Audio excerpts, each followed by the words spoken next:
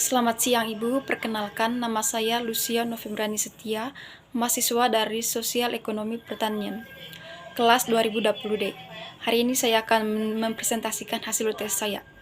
Soal yang pertama, mahasiswa menjelaskan definisi dan tujuan dari konsep perlindungan tanaman. Yang pertama, perlindungan tanaman. Perlindungan tanaman adalah salah satu upaya untuk mencegah kerugian pada tanaman dari organisme pengganggu tanaman. Yang kedua, tujuan perlindungan tanaman yaitu untuk melindungi, mencegah, atau menghindari tanaman dari organisme pengganggu tanaman. Tanpa adanya perlindungan tanaman, maka tanaman akan mati. Yang ketiga, perlindungan pada hakikatnya tidak meningkatkan hasil. Akan tetapi, dengan adanya perlindungan tanaman, maka tanaman akan normal atau mantap.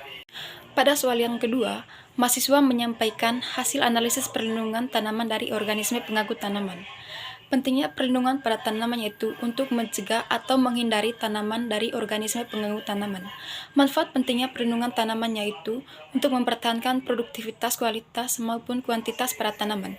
Yang kedua, menguntungkan petani. Yang ketiga, menjamin kesehatan manusia. Dan yang keempat, mempertahankan kelestarian lingkungan hidup. Pada soal yang ketiga, mahasiswa menyampaikan identifikasi hama dan penyakit pada satu tanaman perkebunan, satu tanaman hortikultura atau satu tanaman pangan. Yang berikutnya ulat buah. Gejala yang ditimbulkan adalah daun yang berlubang-lubang. Yang keempat, kepik emas. Terdapat lubang-lubang pada daun serta daun menjadi transparan seperti bekas gerakan. Lalu yang berikut klasifikasi penyakit pada tanaman. 1. Penyakit karat. Gejala yang ditimbulkan akibat serangan penyakit karat ini yakni pada jaringan daun terdapat bintik-bintik kecil berwarna kecoklatan, baik di permukaan daun sebelah atas maupun bagian permukaan daun sebelah bawah. Biasanya dikelilingi oleh jaringan korolis. Yang kedua, penyakit hawar daun. Tanaman buncis yang terserang ini biasanya akan terlihat bercak kuning di bagian tepi daun, kemudian meluas menuju daun tengah. Daun terlihat layu, kering, berwarna kecoklatan kekuningan. Bila serangannya hebat, daun berwarna kuning seluruhnya dan akhirnya akan mati. Yang berikut identifikasi hama dan penyakit tanaman jagung. Yang pertama, lalat bibit. Lalat bibit menyerang tanaman jagung pada umur 12-33 hari. Gejala yang ditimbulkan dari serangan hama lalat bibit yaitu daun berubah warna menjadi kekuningan. Di sekitar gigitan ada bagian terserang mengalami pembusukan. Yang berikut belalang. Gejala yang ditimbulkan yaitu gigitan pada bagian tepi daun. Gejala serangan belalang tidak spesifik tergantung pada tipe tanaman yang diserang oleh tingkat populasi dari spesies ini.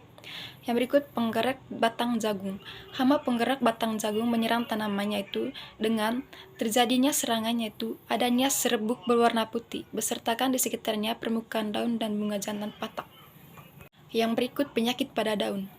Yang pertama, penyakit bercak pada daun. Penyakit bercak pada daun mulai menyerang tanaman jagung pada umur 54 hari sampai pada saat tanaman jagung berumur 75 hari. Secara mesofilnya, penyakit bercak daunnya ditimbulkan di lapangan, umumnya berbentuk kumparan dengan bercak berwarna hijau, kuning, atau krotik, kemudian menjadi warna kecoklatan kemerahan. Yang kedua, penyakit karat daun. Penyakit karat daun mulai menyerang tanaman jagung dari umur 33-75 hari. Penyakit karat yang ditemukan di lapangan umumnya berbentuk bercak-bercak berwarna kuning dan merah.